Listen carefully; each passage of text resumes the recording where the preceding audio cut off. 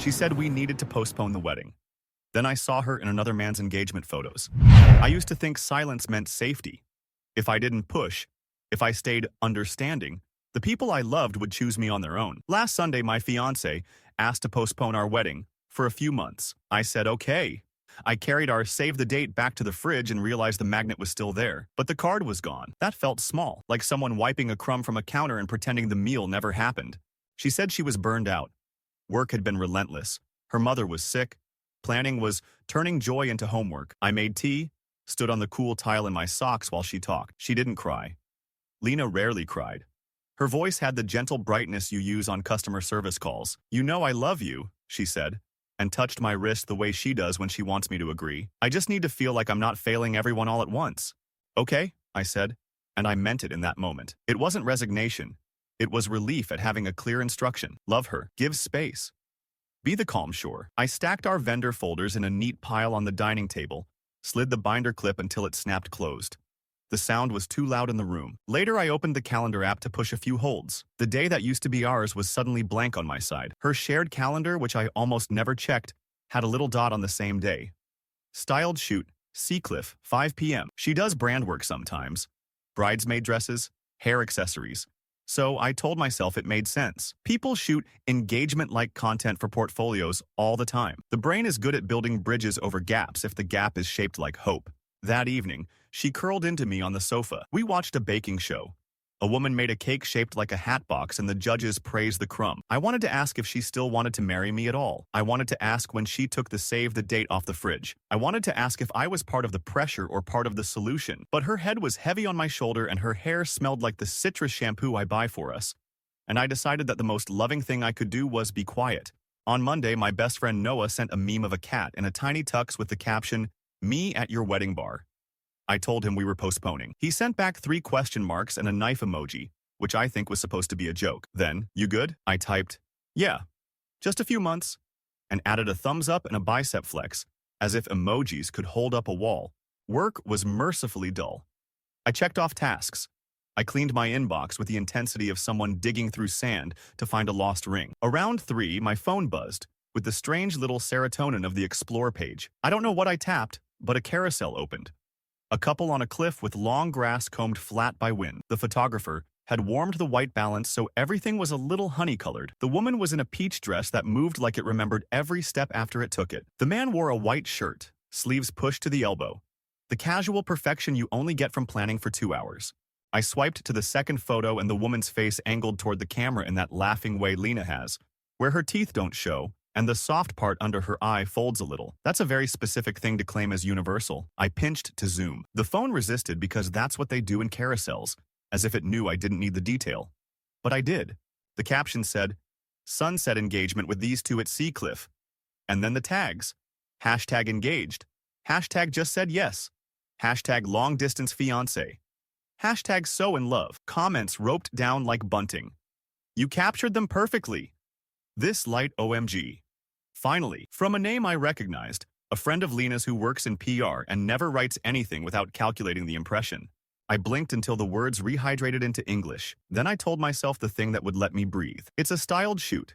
It's content. Plenty of photographers set up fake engagements to show clients what they can do. Lena has modeled for little shops and salons. It's not lying, it's commerce. The man could be an actor. They might not even know each other. The universe is full of lookalikes, and my brain is primed to find a face I love in a crowd of strangers.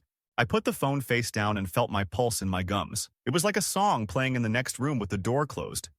You know the melody by the way it shakes the air. I drank water. I answered a Slack. I picked the phone up again. Third photo.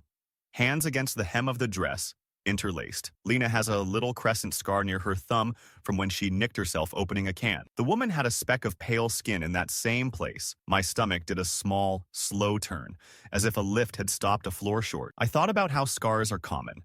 I thought about how we are all a constellation of small accidents, and there are only so many ways to connect the stars. I did not like the 4th photo because it was almost nothing. Just an out-of-focus foreground of sea oats and, beyond, the couple turned away. But the background had a sliver of parking lot with a van reflected in a window. And the window reflection caught a shape at the frame's left edge. Someone's shoulder, blurred pink. That meant another shooter. or a stylist in a cardigan, or a friend holding a jacket, or my fiance's mother, who owns 13 pink things, all of which announce themselves like a parade. Lena texted me a photo of noodles with scallions and sesame seeds, leftovers if you want them tonight. I stared at it until the text bubble looked like a cartoon thought cloud above a cartoon head. Sounds perfect, I typed, and added a heart. I did not ask about C-clip. People deserve to choose when they tell their own stories. That is a belief I have. It is also a very convenient belief if you're afraid of hearing the ending before you're ready. At home, she was bright, almost relieved. She talked about a coworker who keeps mispronouncing a client's name, about the logistics of moving our date. It'll be better in the fall, less heat, cheaper florals. She asked about my day, kissed me in the doorway, and went to shower. When she came out, steam curled into the hall. She stood in the kitchen in one of my old t-shirts, twisting her hair into a towel. "Thank you for being so you," she said. "I couldn't do this without you." "Without what?" I asked. Not to trap her, but because the sentence had the shape of something missing. "Without the patience," she said, and smiled the kind of smile you give a waiter you plan to tip generously. I leaned against the counter and looked past her at the empty space on the fridge where the magnet held nothing now. The magnet was a ceramic lemon. We bought it in a store that sells brunch and magnets and promise. It looked heavier on the door without the card under it, like a small son trying too hard.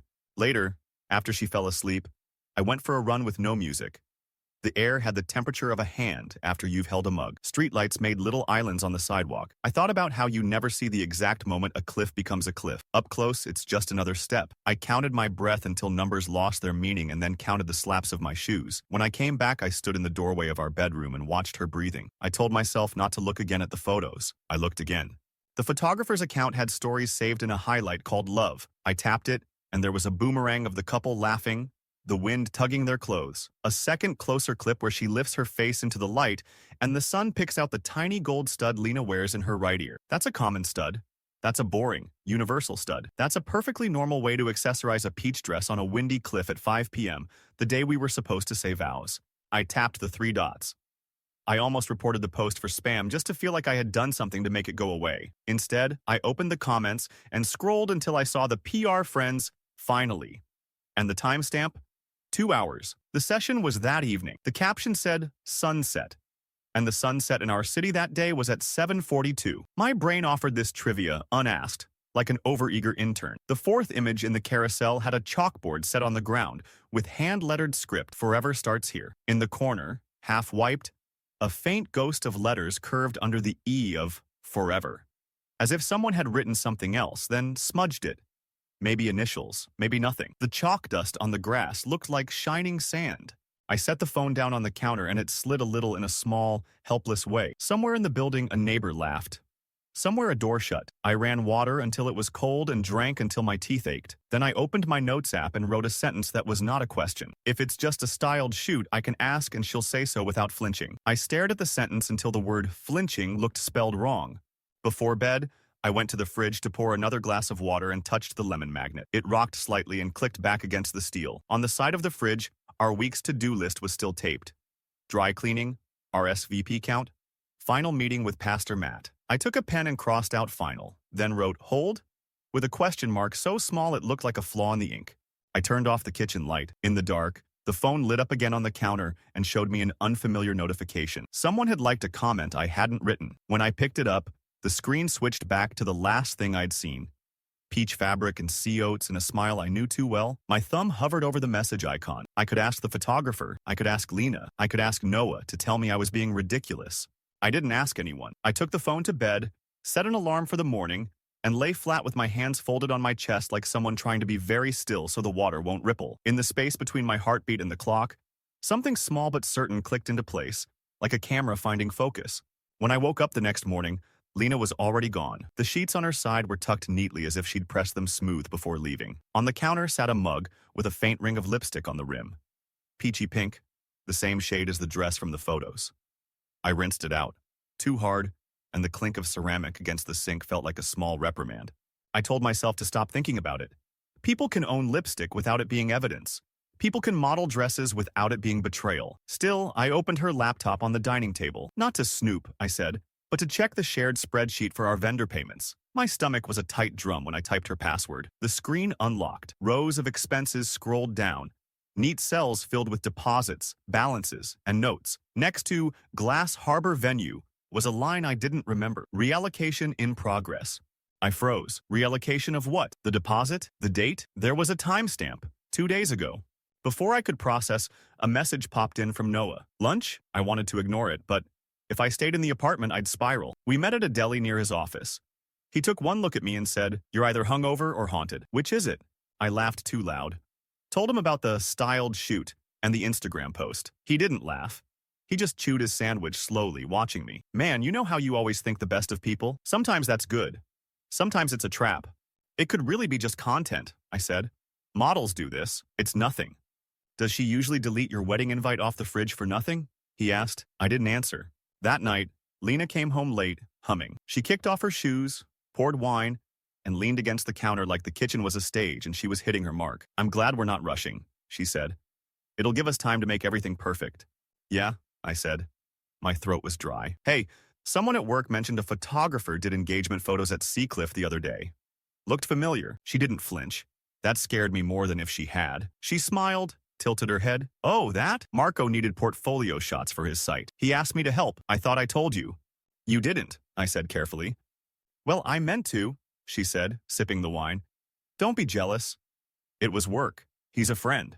That's all. Her tone was feather light, but there was steel underneath. I remembered Noah's words. Sometimes believing the best is a trap. I forced a smile and said, of course, just curious. But in bed later, when her breathing was slow and steady, I picked up my phone and pulled up the photographer's page again. I looked at the comments. One said, "Can't wait for the wedding," with a row of hearts. It had 3 likes. One of them was from Lena's mother. The next day, I emailed Glass Harbor using our booking ID, pretending to confirm details. The reply came back polite but odd. As per Mrs. Decline's request, the deposit has been successfully transferred to the Marconi event scheduled for later this summer. Marconi. Marco. My chest tightened. I reread the sentence 5 times, waiting for it to change. It didn't. That night, Lena asked if I wanted to try a new restaurant Saturday. She kissed me like everything was normal, and maybe it was, for her. Maybe normal meant juggling truths until one dropped and broke. For me, though, the weight of that email pressed into every word I said. I smiled, I nodded, I agreed to dinner. Inside, a clock had started ticking. I saved the email to a hidden folder. I screenshotted the comments on Instagram. I told myself it was overthinking. Evidence collectors only make sense if there's a trial. But something in me already knew there would be one. And late that night when I couldn't sleep, I opened Reddit and typed out a post in r/true off my chest. I wrote, "My fiancé asked to postpone our wedding. Today, I found her in another man's engagement photos." I stared at it, fingers shaking above the post button. Then I saved it as a draft. Because once it's out there, you can't take it back. The draft sat in my account like a ticking bomb. I closed the laptop, climbed back into bed, and lay awake listening to Lena breathe. I wondered if she was dreaming about me, or about Seacliff, or about a man in a white shirt, sleeves rolled to the elbow, who wasn't me. I didn't plan to become a detective, but once you see one crack, you start pressing the wall with both hands. Every detail feels like it could be the missing brick. I started small. I checked Lena's planner, the one she leaves on the side table. The week of our supposed wedding had big X's across the pages, except for one neat note in her handwriting. Seacliff, sunset, 5. No mention of styled shoot, no client name, just that. The next day, I called the venue directly, pretending to be confused about logistics. The woman on the line hesitated, then said, "Well, as discussed with Mrs. Klein, the deposit has been reallocated to the Klein Marconi event. Were you looking for the updated invoice?" My hand cramped around the phone. "Yes," I said, keeping my voice steady. She emailed it within minutes. When it arrived, I opened it 3 times as if repetition might conjure different words. Invoice number 7742, reallocation fee, venue Glass Harbor, beneficiary, Klein Events/Marconi shoot. It wasn't just a styled shoot. It wasn't a favor for a friend. It was a full-blown event booked under my fiancé's family name and another man's.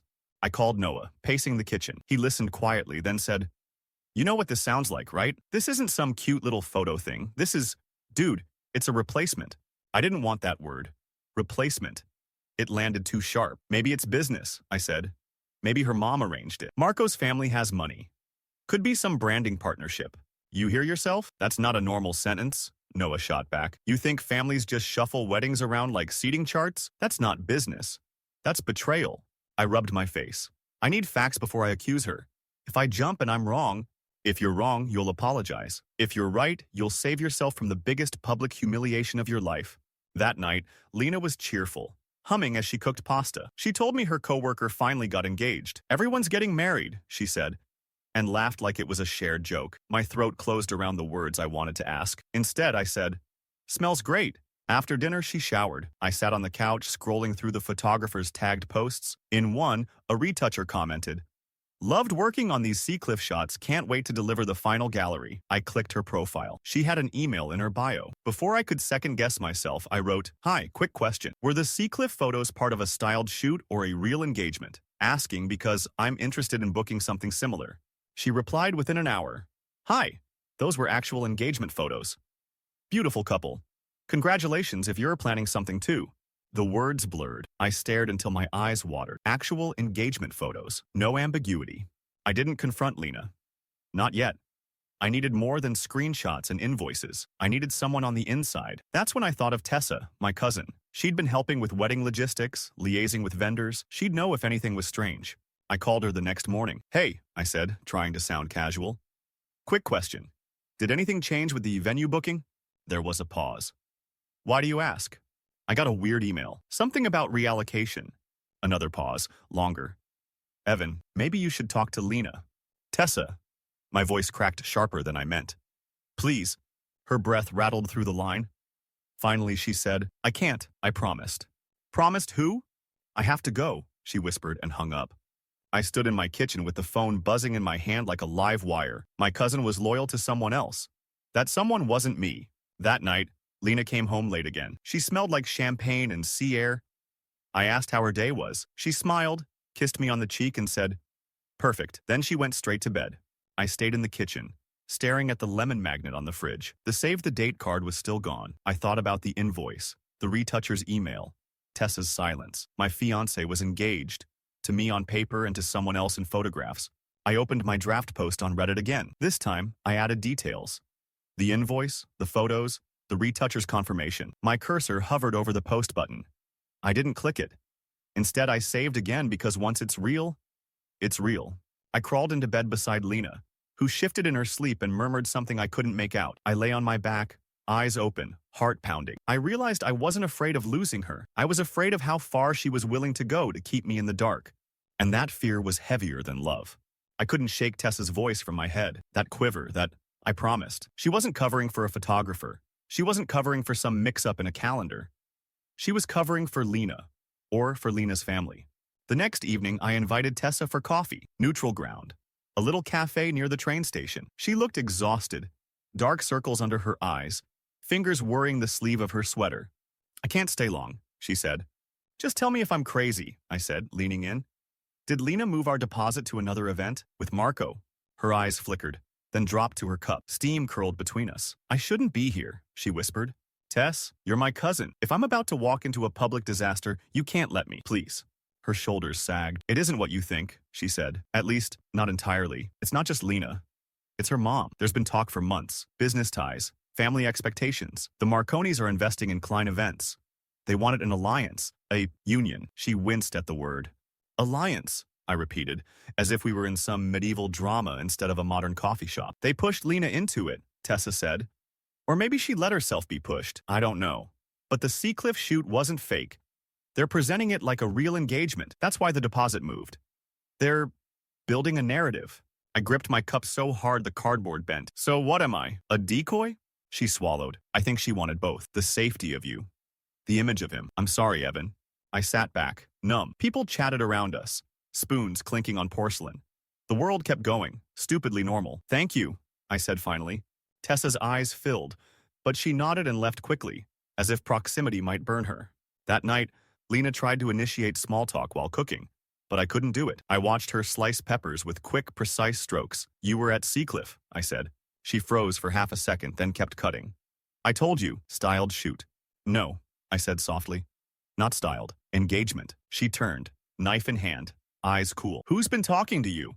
"Your mother. The venue. Tessa. The retoucher." My voice was steady, but my hands shook under the table. For a flicker of a moment, panic crossed her face. Then it was gone, replaced by practiced calm. "Evan, listen, it's not what it looks like. Marco's family needed a portfolio. Sponsors. It's for business. I agreed to help. That's all. Engagement is not business, I said. It is when there's money involved, she snapped, then immediately softened. I didn't mean it like that. There's pressure, okay? From my mom. From everyone. I didn't want to drag you into it until I figured it out. I stared at her. You mean until you decided which fiancé to keep?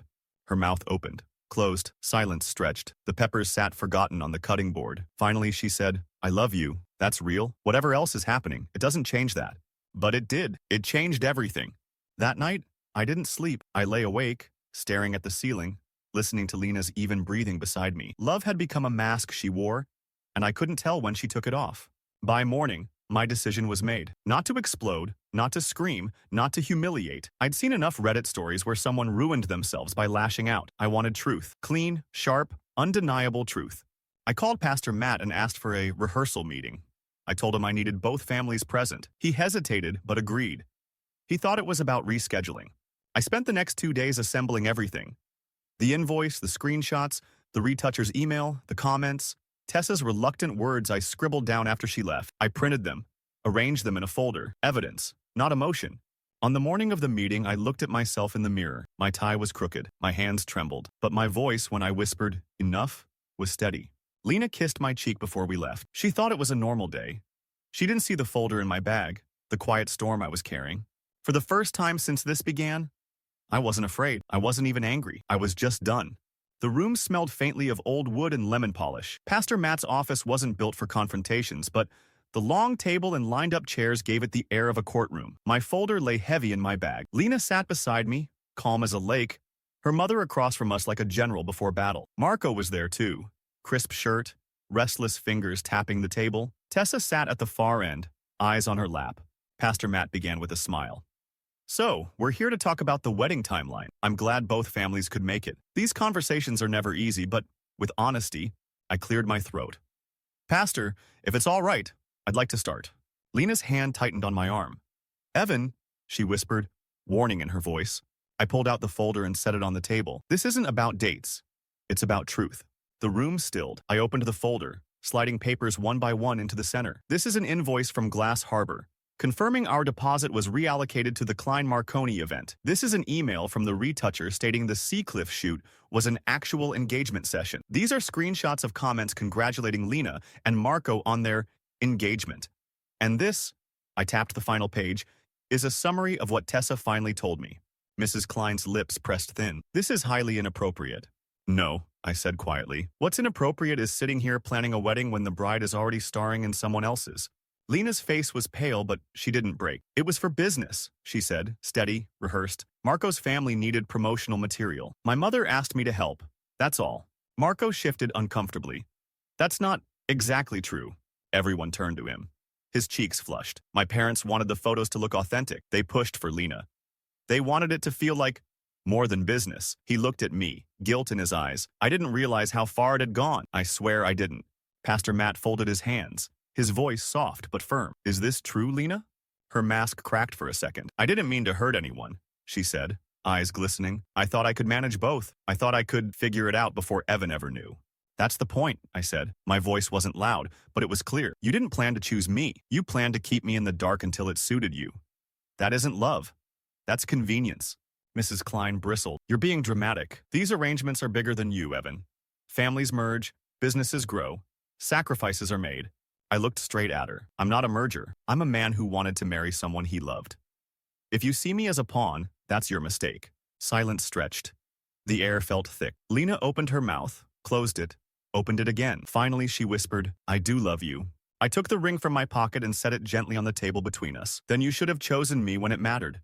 The sound of metal on wood was final, like a gavel. I stood. My legs shook, but I stood. This wedding is canceled. Effective now. I won't be part of this performance. Pastor Matt looked stricken, but he didn't stop me. Tessa lifted her eyes, tears brimming. Marco stared at the floor. Mrs. Klein's jaw was a blade. And Lena. She looked small, for the first time since I'd met her. I walked out of that office without raising my voice, without a scene, without humiliation. Just truth, laid bare. Outside, the air was cool, the sky pale with late afternoon light. I breathed in and felt something I hadn't in weeks. Relief. The storm had passed. Not neatly, not painlessly, but it was over. For the first time in months, I was free. I didn't go home right away after the meeting. I drove aimlessly, windows down. Folder still on the passenger seat like a piece of evidence that had finally served its purpose. The lemon magnet, the save the date, the dress at Seacliff, they all belonged to another life. That night, I opened Reddit and finally posted the draft. Title: My fiancé postponed our wedding. Today I canceled it after finding her in another man's engagement photos. I hit submit before I could stop myself. When I woke the next morning, the post had thousands of comments. Strangers called me brave, naive, strong, stupid, every adjective available on the spectrum of internet empathy. But what I remember most is one line. Truth doesn't humiliate, it illuminates. Someone quoted that back to me from Pastor Matt's words, and it stuck. A week later, I got an email from Marco. Subject: apologies. He wrote that he hadn't realized how complicit he was until the confrontation. That his parents had pushed, that Lena had agreed, that he thought it was just an arrangement until it wasn't. He said he was ending it, that he wanted no part in a staged love story. He wished me well. I didn't respond. Some doors stay shut, even if someone knocks politely. Tessa reached out next. She asked if we could meet. I almost said no, but I owed her that. At the cafe, she looked like she hadn't slept in days. She apologized, said she'd been cornered between loyalty to family and to me, and she chose wrong. She cried into her latte. I told her I didn't hate her. That forgiveness didn't mean forgetting, but it meant I wouldn't carry her mistake like a stone in my pocket. She nodded, relief and grief tangled in her face. As for Lena, she didn't call. She didn't text. A mutual friend told me she went on a wellness trip with her mother. That sounded exactly like her. Healing as a brand, not as an act. One evening, I walked down to Seacliff. The wind combed through the grass, the tide pulling slow and certain. I stood where the photos had been taken, the light almost identical to that honey glow, except this time, it was just me. I lifted my phone and took a picture of the horizon. Not to post, not to prove anything, just to remember that I was there, alone, but not broken. In my apartment, the fridge looked bare without the card. The lemon magnet still clung to the steel, stubborn, a little sun trying to shine on its own. I left it there. Weeks passed. The comments on my post slowed down. People moved on to other dramas. But for me, the quiet felt new, like stepping into a room where the air is finally clear after a storm. I didn't get triumph. I didn't get revenge. What I got was something smaller but better. Peace. And when I think back to that day, sitting at the table with both families, sliding the evidence forward, hearing the ring click against the wood, I don't hear anger. I hear my own voice, steady, calm, choosing myself for the first time. Forever didn't start at Seacliff. It started the day I walked away.